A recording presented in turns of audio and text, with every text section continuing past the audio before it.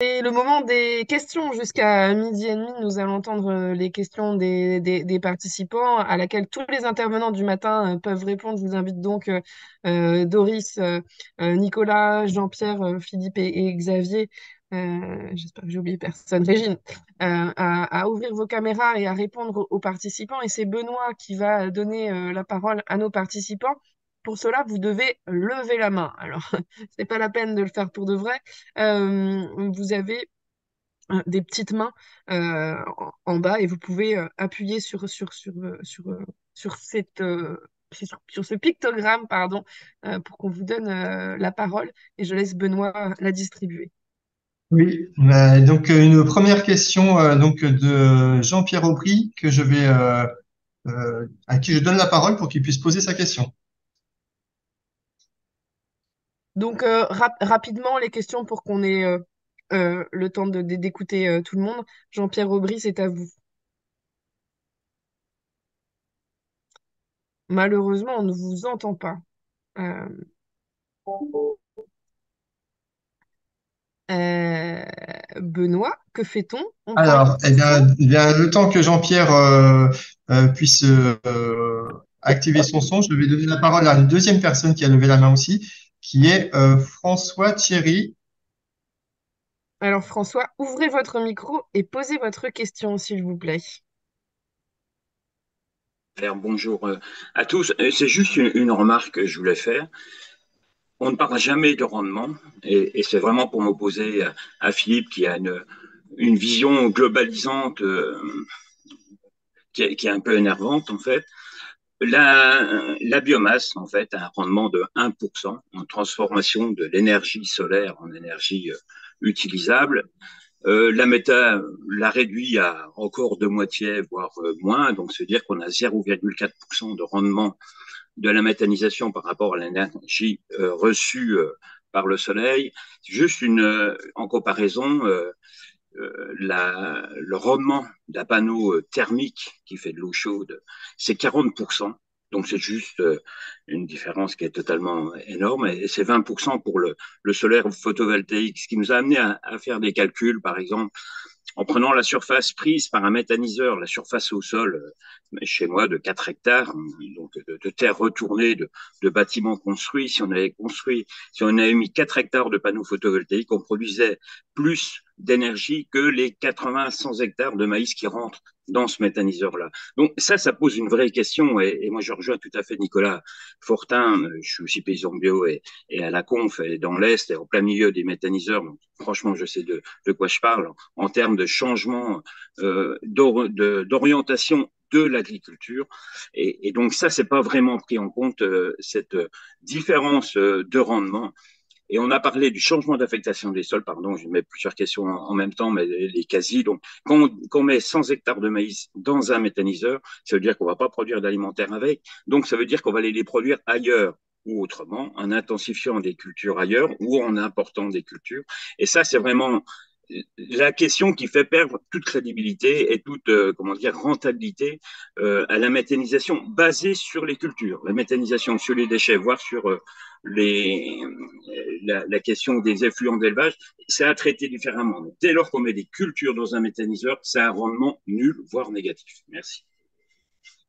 Merci pour ce témoignage et on salue tous les participants de l'Est de la France qui suivent ce webinaire. Est-ce que l'un des intervenants de la matinée souhaite réagir au propos de François Thierry rapidement? Régine? Euh, on m'entend là? Oui. Oui. Oui, bon, François, on se connaît un petit peu, on a déjà échangé là-dessus. C'est exactement ce que montre ma simulation. Et en fait, sans que je m'y attende, elle montre beaucoup de choses. C'est-à-dire que moi, je n'ai pas eu le temps de montrer toutes mes alternatives, mais si sur les 3 hectares qu'on consacre à l'emprise au sol du méthaniseur, on produisait du photovoltaïque, on produirait beaucoup plus que ce que produit la méthanisation, qui dans mon cas, mais qui est complètement représentatif de ce qui se passe, ne produit rien. Et il resterait les 80 hectares pour produire du blé. Donc, c'est gagnant sur tous les plans, y compris sur la rotation, l'assolement, puisqu'on aurait du blé au lieu d'une intensification sous forme de maïs. Donc, bien sûr, le problème, c'est que face à une situation, il faut étudier les alternatives, les comparer et après on décide. Alors que là, on fonce tête baissée dans une seule solution sans avoir étudié les autres et sans être capable de démontrer que cette solution, elle produit de l'énergie. Je le répète, moi, j'attends que Philippe Pointreau me produise des études qui montrent que la méthanisation produit de l'énergie, parce que tout le discours est basé là-dessus. Si vous n'utilisez pas, si vous n'utilisez pas le méthane, ce sera du pétrole ou du gaz fossile. Ben non, parce que la méthanisation consomme autant de pétrole et de gaz fossile à travers tout, toutes ces interventions en amont, plus le détournement de culture qui justement ne servira pas à faire aussi des agrocarburants. Merci, Régine. Jean-Pierre Aubry, avez-vous trouvé un micro pour poser votre Oui, question allô, allô, oralement? Oui, allez-y, vous on vous m'entendez? écoute rapidement. Oui, Oui. j'ai changé de casque, donc ça va mieux. Donc je voudrais juste intervenir, je suis en Bretagne aussi, écologiste. Peut-être pour essayer de rapprocher un peu les différentes opinions. Fondamentalement, ce qui, à mon avis, nous rapproche, c'est que climat, énergie, biodiversité sont quand même extrêmement liés à tout ce que l'on a mis dans l'atmosphère depuis une cinquantaine d'années, que ce soit du carbone, du CO2, du CH4, etc. Donc je pense que là, il y a une base commune qui nous anime. Et donc maintenant, certains d'entre vous l'ont posé comme question, maintenant, c'est quoi le compromis? C'est quoi le scénario? C'est quoi les possibilités qui nous sont ouvertes? Faut-il jeter aux gémonies la méthanisation? Ben, certains d'entre vous l'ont abordé, peut-être pas. Il y a certaines versions de méthanisation qui ne méthaniseraient que les excès de déchets verts, qui n'auraient pas d'impact sur une industrialisation de l'agriculture, etc., qui permettraient la gestion de l'eau, etc., qui pourraient être possibles. Alors c'est clair que de mon point de vue, toute génération de gaz, et dans biogaz, et le seul mot qui est important, c'est gaz, dans le gaz naturel, le naturel, vous pouvez l'enlever, tout ça, ce n'est que du CH4. Alors certes, le CH4, c'est 9,2 kWh par normomètre cube, et ça fait quand même quelques centaines de kilos par kilowattheure ou par mégawattheure de CO2 émis. Donc, si fondamentalement climat, énergie, biodiversité sont notre moteur, je pense qu'il faut lutter contre toute production de gaz CH4 parce que c'est pas la méthanisation par elle-même qui est génératrice du défaut que je lui reproche. Et là, je rejoins certains d'entre vous. C'est le fait que, ben, en injectant du gaz, on favorise l'exploitation de ce gaz dans la filière aval et bah, 1 kg de gaz, c'est 2,6 kg de CO2 émis. Donc pour moi, toute solution qui passe par une émission ou une injection de CH4 est une hérésie. Et le cycle, l'un d'entre vous en parlait aussi, le cycle de vie du carbone avec la photosynthèse, etc. Je ne suis pas forcément d'accord avec Jean-Co, mais il y a effectivement une question qui se pose. Et on a la chance, quand on regarde cet aspect, que la végétation et les excès de déchets verts que nous avons à disposition ont piégé du CO2. Et évitons de le retransformer en CH4 pour le remettre dans l'atmosphère. Alors cela étant dit, je vais rejoindre Philippe en disant, ben oui, mais maintenant, une fois qu'on a dit ça, c'est quoi la solution? Ben, il me semble que la solution, elle est dans le compromis, dans tout ça. La méthanisation industrielle est sans doute pas une bonne solution. La petite méthanisation, sans employer le terme de micro, est sans doute utilisable si c'est plutôt de la cogé. Alors on me dit que cogé, c'est l'électricité, c'est non stockable. Non, c'est pas vrai. Ça s'appelle l'hydrogène. On peut, alors effectivement, ça n'est peut-être pas forcément un bon rendement, mais cette énergie disponible, plutôt que de la transformer en CO2, transformons-la en hydrogène, dont le cycle est beaucoup plus vertueux en tant qu'utilisation aval. Une Donc, question, tout ça, Jean-Pierre, pour l'un de nos interlocuteurs donc, du matin. pensez-vous que ce type de compromis puisse encore être discuté quand je vois l'acharnement qu'un certain nombre d'agro-industries, notamment en Bretagne, et je suis en Bretagne, poussent à développer la méthanisation industrielle? Est-ce que vous pensez que ce compromis il est souhaitable? Ça, je pense qu'on est tous d'accord, mais est-ce qu'il est encore possible? Xavier Philippe. Philippe, bah nous, non, je suis pas sûr parce que à Solagro, puisque mes ex-collègues, on avait répondu à une commande de la région sur un scénario à 2050 pour réduire les gaz à effet de serre de la Bretagne. En fait, la région, à un moment donné, dès qu'on a parlé de réduction d'élevage, ils ont tout arrêté. Donc, l'étude a été stoppée. Et voilà, donc ça veut dire que les lobbies sont extrêmement bien présents en Bretagne, notamment le lobby du porc, quoi. Donc là, j'ai du mal à croire. Alors, il y a une autre étude qui est en cours sur l'évaluation de la filière méthanisation en Bretagne, si je ne m'abuse. Il me semble que Eau et Rivière de Bretagne est au comité de pilotage. Donc ça, c'est mes collègues, donc je ne sais pas où ils en sont. Et pour répondre à Régine Ferron, moi je suis à la retraite en ce moment. Je travaille sur la question des pesticides, donc je ne vais pas aller faire les bilans énergétiques d'exploitation de méthanisation. Il n'y a qu'à demander à l'ADEME ou aux régions, à la région Bretagne de mettre les moyens nécessaires pour ça. Il y a des centaines d'installations aujourd'hui de méthanisation. On n'a qu'à aller faire ces bilans énergétiques. Moi, je suis extrêmement favorable à les faire. Je sais que c'est compliqué, c'est très compliqué à faire parce que chez Charmois, j'avais essayé, mais ça demande. Enfin, on a bien vu la CV qui a été présentée par l'INRAE, la complexité des allocations finalement dans les coproduits, qu'est-ce qu'on prend, etc. Mais c'est faisable, avec des moyens conséquents, c'est faisable. Donc moi, je suis favorable à les faire.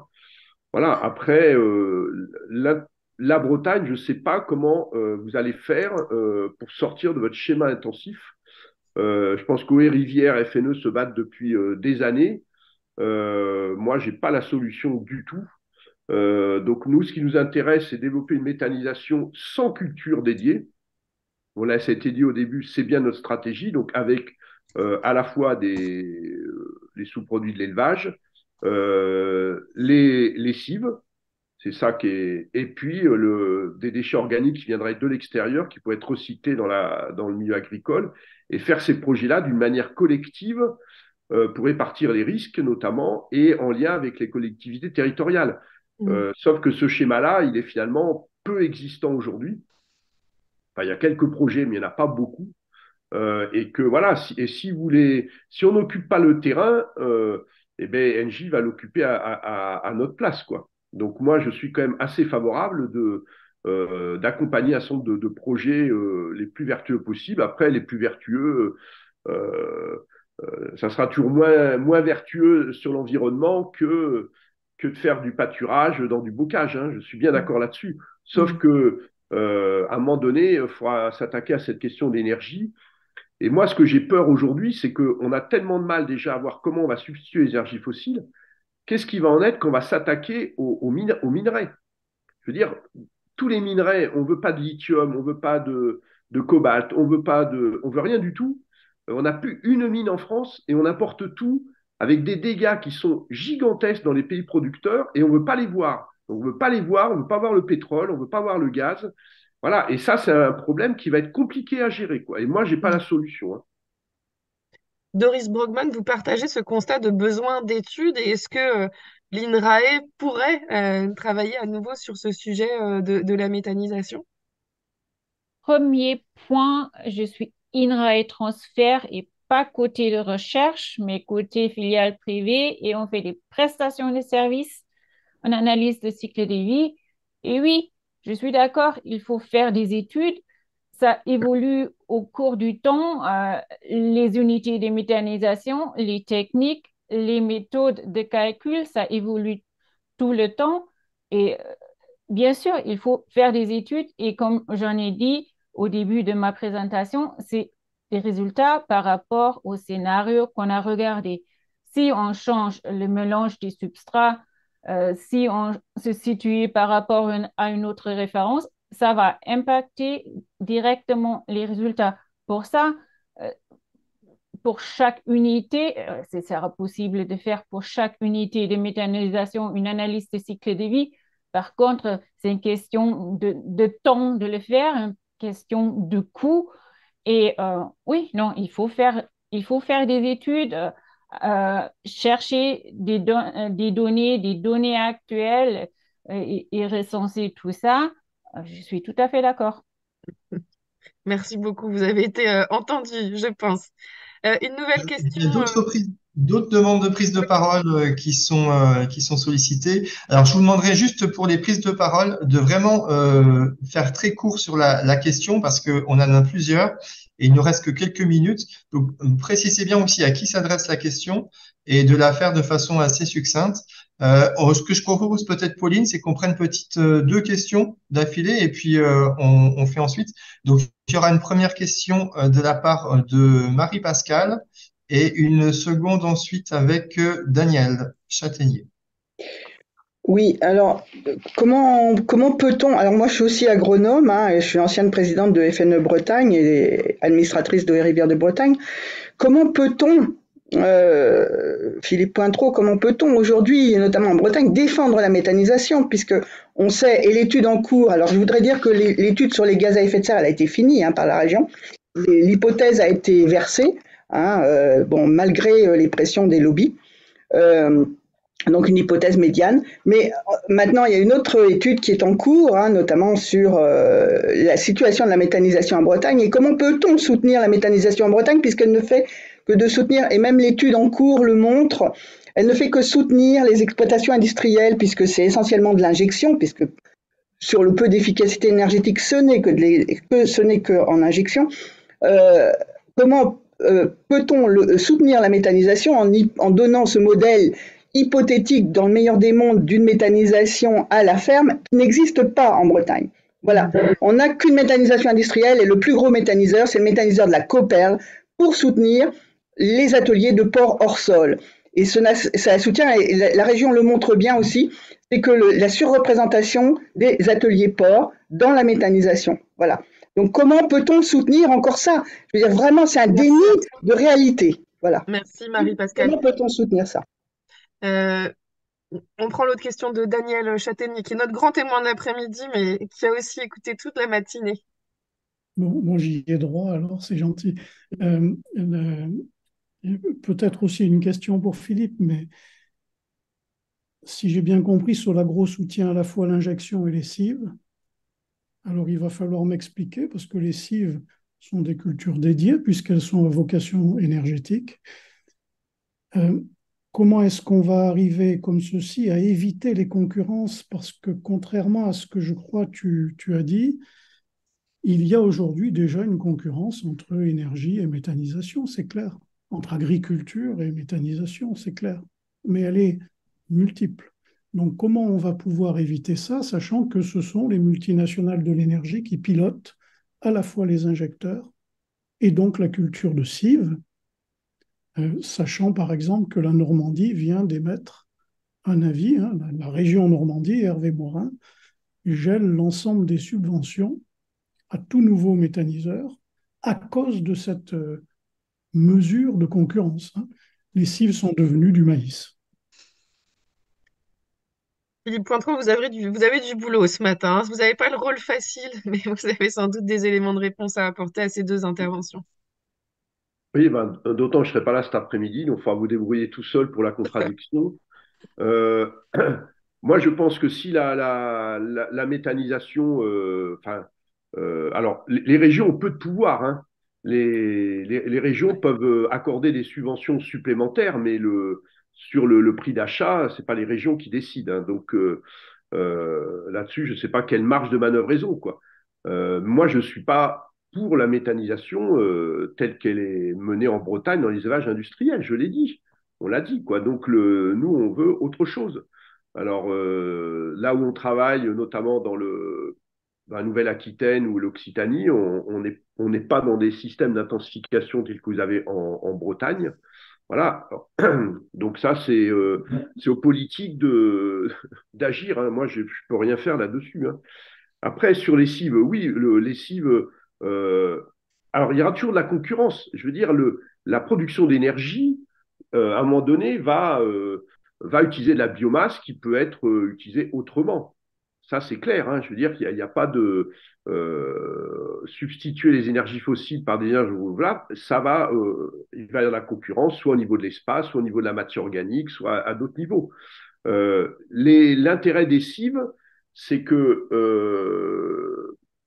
c'est pas des cultures dédiées, c'est-à-dire que normalement, si on ne triche pas, les cives sont des cultures intermédiaires. Donc, on a bien une culture principale et on a une culture intermédiaire telles qu'elles sont prônées dans la directive nitrate, puisqu'elles auraient dû être généralisées partout dans les zones vulnérables, c'est-à-dire l'essentiel des zones de grande culture en France. Elles sont obligatoires. Et l'intérêt de la méthanisation, c'est que ça permet de valoriser ces cives en leur donnant une valeur économique au travers du biogaz produit, quoi. Le Voilà. problème, c'est que beaucoup trichent aujourd'hui, justement. Mais tricher, moi je veux bien, mais c'est à l'administration d'aller, on peut dire ça de l'agriculture biologique, on peut dire ça des éleveurs, on peut dire ça tout ce qu'on veut, tout le monde triche, mais là, c'est pas à moi de répondre à cette question-là. On est dans un état de droit, les gens doivent aller, c'est à l'État d'aller contrôler ceux qui trichent, que ça soit, je reviens à la Confédération paysanne, là, sur le procès qui était lieu à Carcassonne, des faucheurs volontaires vont détruire des sacs de semences tournesol causal VRTH et découvrent qu'il y a des semences qui étaient encore traitées avec des néonicotinoïdes.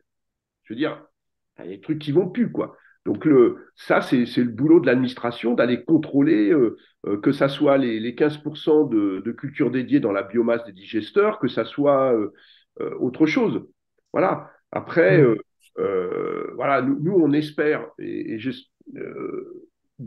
qu'on pourra trouver des voies pour une méthanisation intelligente. Voilà, je vois que c'est pas le cas en Bretagne, que le passif est tel chez vous que de toute façon, vous êtes à 95% opposé. Voilà, donc la méthanisation va se développer, j'espère, ailleurs, va développer ses savoir-faire, parce qu'ils sont importants à trouver, de voir comment on gère tout ça, qu'on ait beaucoup plus d'études d'impact. Il y a eu très peu de moyens dédiés à l'évaluation des filières biogaz, quelles que soient les régions. Enfin, je veux dire, il y aurait plein de choses à voir. Bon, nous, on a réussi à piloter un programme Métalae avec un peu d'argent du casse-d'armes. Enfin, c'est insuffisant et ça ne permettait pas de tout faire. J'ai bien compris que Régine voulait des bilans énergétiques par exploitation. J'en rêve aussi. Voilà, sauf qu'il faut les moyens assez lourds. C'est beaucoup de travail, beaucoup de reporting sur une ferme pour faire ces bilans-là. Mais moi, je serais très favorable à les faire. Au moins, on aurait des choses beaucoup plus factuelles et ça permettrait de faire avancer le débat aujourd'hui, quoi. Je peux Merci répondre? beaucoup. J'ai pas le droit de répondre, Non, non. on n'a plus le temps, Régine. Je suis désolée. Je vais laisser le mot de la fin à Xavier Poux, qui est notre autre grand témoin de cette matinée, sur tout ce que vous avez pu entendre ce matin. Merci. Une conclusion. Oui, ben, je pense que, bon, ben, je vais un petit peu me répéter, mais je voudrais en fait pointer la difficulté qu'on a à articuler deux niveaux de discours.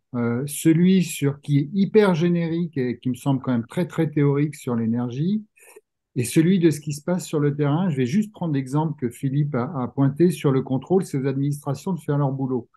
Alors, on connaît, je pense, toi et moi, les administrations. Quand tu as des injonctions qui viennent du ministère de la Transition écologique, du ministère des Finances avec le plan pluriannuel de l'énergie, qui dit hardi petit, allez-y sur le biogaz et c'est du sang engrais. En plus, enfin, je répète quand même ce que j'ai dit, en plus, les agronomes nous disent que c'est le meilleur élément pour la transition agroécologique et présentent des exemples qui sont hyper atypiques, en vérité, sur ce qui se passe sur le terrain. L'administration en charge moi j'en ai parlé avec des DDT en Meurthe-et-Moselle, elles me disent on ne peut pas contrôler. On ne peut pas contrôler. Politiquement, ce n'est pas possible. Toutes les injonctions politiques vont dans l'autre sens. Donc, on peut souhaiter avoir un discours qui dit c'est pas ça qu'on veut, on veut autre chose, etc. Et en même temps dire il n'y a pas d'avenir en dehors de la méthanisation, qui est exactement le discours qui sert GDF, qui sert les grands producteurs d'énergie. Là, il y a quand même une tension, un minimum, qui me semble très, très difficile à gérer, qui est très difficilement audible vu du terrain. Voilà, donc c'est vrai que le débat, il est assez tranché. Et donc je pense, et je répète le mot clé qui me semble sur la question énergétique, c'est sobriété. Et alors, ok, on est dans un processus, c'est-à-dire que je ne sais pas quel est le niveau de sobriété qui est souhaitable, mais tant que les signaux aussi médiatiques, politiques sont ceux, ne vous inquiétez pas, les énergies renouvelables vont faire le boulot, etc. On est sur tout, sauf sur des éléments de sobriété. On le voit avec les bagnoles électriques très très justement pointé. On le voit avec l'industrie d'avion qui dit on va faire du carburant vert, ne vous inquiétez pas, etc. Faut au moins dire il y a un problème, les gars, on peut pas faire tout ce qu'on veut. Pour moi, c'est le mot de la fin. Merci Xavier Poux, Philippe Pointrou, ainsi qu'à tous nos intervenants du matin. Alors j'imagine qu'il y a beaucoup de frustration, on n'a pas pu parler de tout, vous n'avez sans doute pas pu poser toutes vos questions, mais ça continue sur le chat questions-réponses cet après-midi. Cet après-midi, nous entendrons 8 nouveaux intervenants et on va aller sur le terrain avec des retours d'expérience, notamment sur la partie dialogue environnemental. Nous entendrons des personnes qui sont au plus près des méthaniseurs, des journalistes et des paysans. Vous pouvez vous connecter avec le même lien que vous avez déjà reçu. Donc, vous pouvez vous déconnecter maintenant et vous reconnecter un petit peu avant 14 heures pour qu'on commence à l'heure. Euh, et puis, je vous souhaite bon appétit. Encore merci à tous les intervenants du matin et à cet après-midi, 14 heures, si le cœur vous en dit. À tout à l'heure.